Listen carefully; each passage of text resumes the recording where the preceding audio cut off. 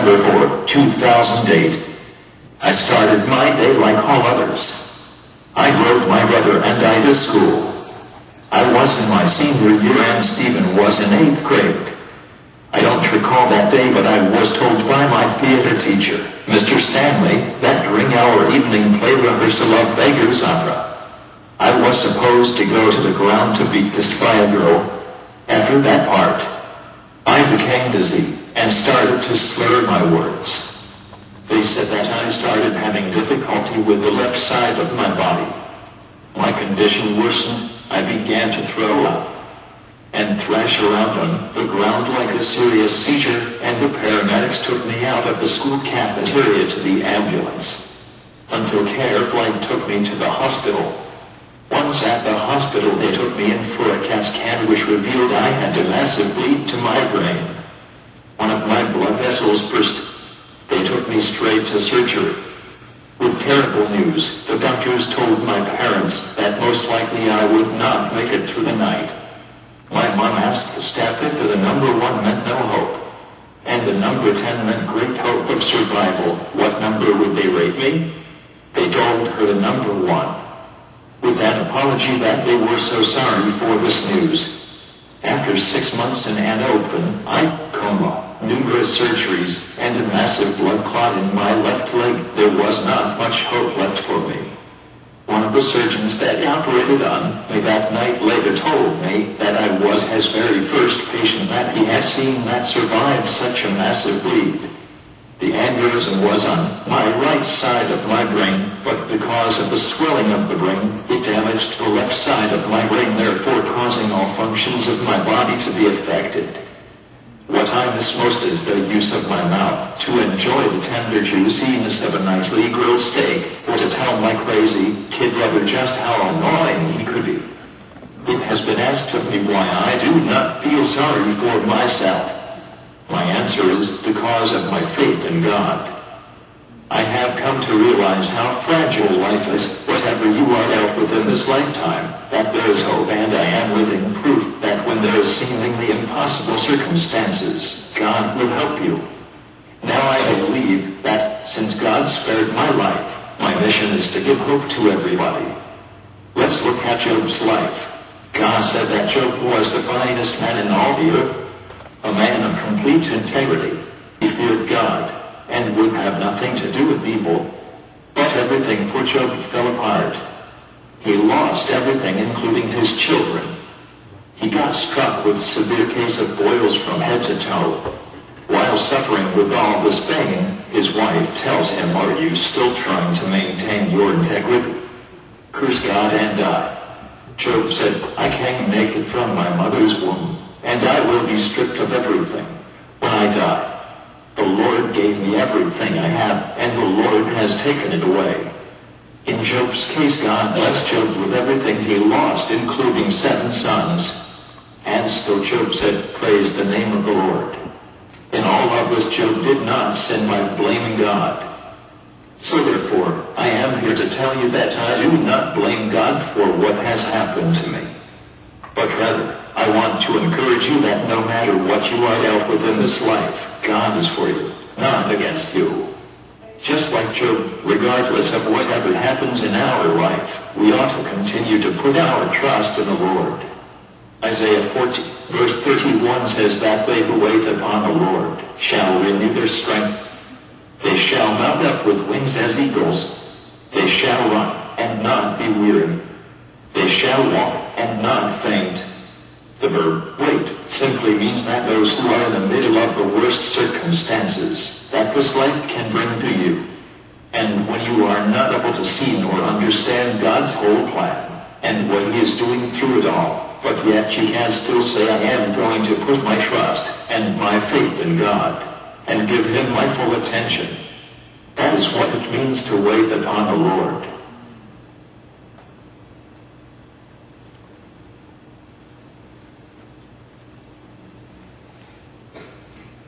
Hey guys, that was a pretty awesome message. If you don't know who I am that crazy kid brother of Brandon's, Stephen.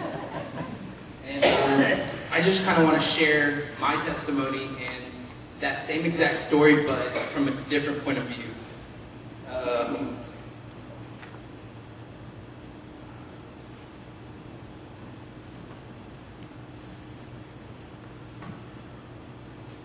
So, like Brandon said, it was November 4th, and pretty much every day we would go to school together. He was my ride to school, and I was kind of his alarm clock. I would wake him up and be like, Brandon, let's go. And and so as we were going along to school, he was driving, and I was just jabbering about something.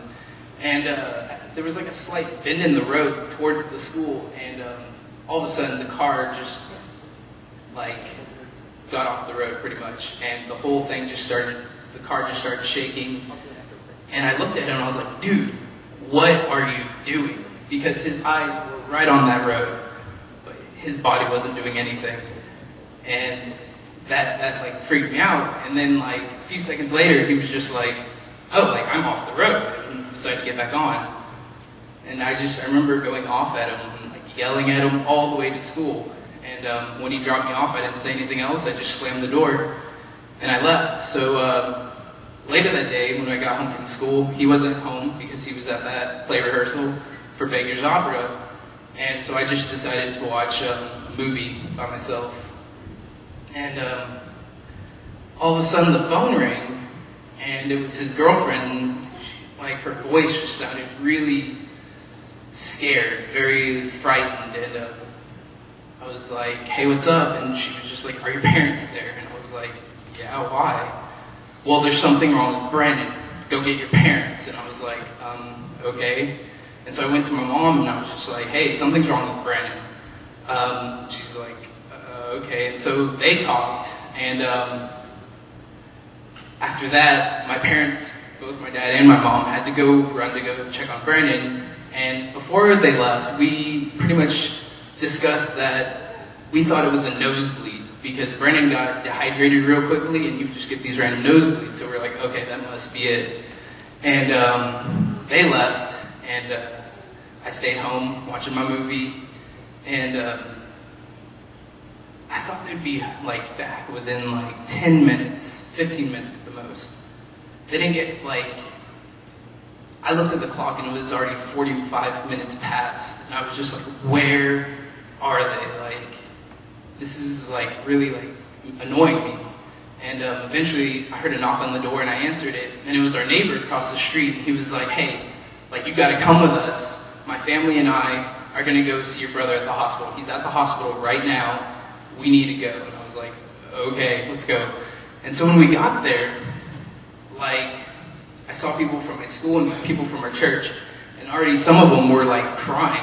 And I was like, why are you crying? Like I don't know what's going on. And people were whispering, and like I just didn't know what was going on. So pretty much I ended up setting myself just kind of like in this waiting area all by myself, and just overhearing people's conversations throughout the room, it finally clicked. Just like how Brandon was driving off that road, and he didn't realize he was off the road till like a few seconds later, that's how it was with me. I realized right then that Brandon had faced a near-death experience, like death was grabbing a hold of him. And that, I guess, just hit me because, first of all, it's a big thing to lose someone that you're very close to. And second of all, like, remembering what I told him that morning, just yelling at him and just screaming at him, it broke me. And it put me in the darkest place of my life, to say the least. And I began to just ask God, why? Why him? Because, you see, like Brandon, he loved God. He read his Bible. He went to church, and he was, like Brian said, always involved with the youth. Me, not so much. I didn't care. And pretty much I relied on him because all of his little devotions and stuff like that, I knew everything about God. I was knowledgeable about that. But he was like living it and I was not. And so I was just like, why? Like, if someone is following you and like they love you so passionately, why choose him? Like, not me. Like, why me? Like, you know? And so eventually God just finally spoke to me through this verse, Job 38, 1 through 33. And if you have your Bible, turn to that page.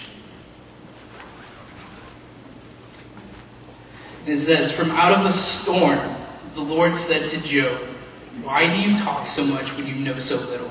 Now get ready to face me. Can you answer the question I ask? How did I lay the foundation for the earth? Were you there? Doubtless you know who decided its length and width. What supports the foundation? Who placed the cornerstone while morning stars sang and angels rejoiced? When the ocean was born, I set its boundaries and wrapped it in blankets of thickest fog. Then I built a wall around it, locked the gates, and said, your powerful waves stop here. They can go no further. Did you ever tell the sun to rise, and did it obey? Did it take hold of the earth and shake out the wicked like dust from a rug? Early dawn outlines the hills like stitches on clothing or sketches on clay. But its light is too much for those who are evil, and their power is broken. Job, have you ever walked on the ocean floor? Have you seen the gate to the world of the dead? And how large is the earth? Tell me if you know. Where is the home of light, and where does darkness live? Can you lead them home? I'm certain you must be able to answer me, since you were born when I created everything. Have you been to the places where I keep snow and hail, until I use them to punish and conquer nations? From where does lightning leap, or the east wind blow? Who carves out a path for the thunderstorms? Who sends torrents of rain on empty deserts, where no one lives? Rain that changes barren land to meadows of green grass. Who is the father of the dew and of the rain?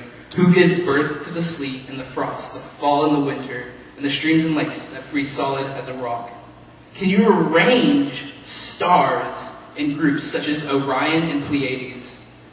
Do you control the stars, or set in place the Big Dipper and the Little Dipper? Do you know the laws that govern the heavens, and can you make them rule the earth? I'm going to skip down to chapter 39, verse 19. Did you give horses their strength and the flowing hair along their necks? Did you make them able to jump like grasshoppers, or to frighten people with their snorting? Before horses are ridden into battle, they paw at the ground, proud of their strength. Laughing after fear, they rush toward the fighting, while the weapons of their riders rattle and flash in the sun. Unable to stand still, they gallop eagerly into battle when trumpets blast. Stirred by the distant smells and the sounds of war, they snort in reply to the trumpet. Did you teach hawks to fly south for the winter? Did you train eagles to build their nest on rocky cliffs, where they can look down to spot their next meal? Then their young gather to feast whenever the victim lies. Then Job says, who am I to answer you? I did speak once or twice, but never again. Now, if I just read that to you and that went over your head, I encourage you to go read that again, because that was just portions of that chapter. And I read that whole thing, and my mind just blew, because I was asking God a question that I don't really need to be answering, or need to get answered for, because He's in control. That's what this was all about. God is so powerful that even I didn't know at the time, but when Brennan was in that open-eyed coma, like, God knew what He was doing. And He had Brennan in His hands. And I just felt this ginormous shrinking feeling upon me. And it was a good shrinking feeling. Because most of us today, we think we know it all. We think we can do everything. And there's a lot of us who need that humbling, shrinking feeling. And I want to be your alarm clock and ask you the same question I asked Brandon. What are you guys doing with your life?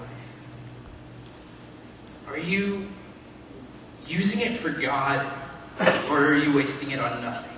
Because if you're not using it for God, ultimately you are using it for nothing. And I found that out the hard way, and it broke me. So I want to encourage you guys that get close to God. This relationship isn't just something you come to church and sing a few songs and then leave. Like, there is something out there that God wants you to have that most of us don't even know. We're too busy with our lives, but if we just take time to be with God, then He will reveal Himself to you. And I just want to encourage you guys that if you don't get right with God, you're either going to meet Him as a friend or as a judge. And so just follow God, because He's going to protect you just like He has Brandon. And so that's just what I want to share with you guys.